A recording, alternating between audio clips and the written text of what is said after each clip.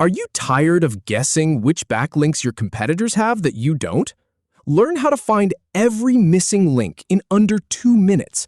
In this tutorial, I'll walk you through the exact steps to use Semrush's Backlink Gap tool, from setting up your project to exporting prospects. Start by going to your Semrush folders. Then click on SEO Tools to access the suite. Now click on Backlink Gap to open the tool. Take a moment to review this part of the interface. Click on the first highlight to add a competitor. Then click on the second highlight to add another competitor.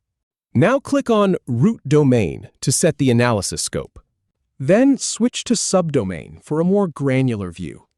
And click on Subdomain again to confirm. Finally, click on URL to specify a particular page.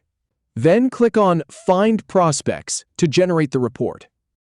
If you have any feedback or if any info is inaccurate, please leave a comment below. We'll do our best to answer or redo the video if needed. Thanks for watching.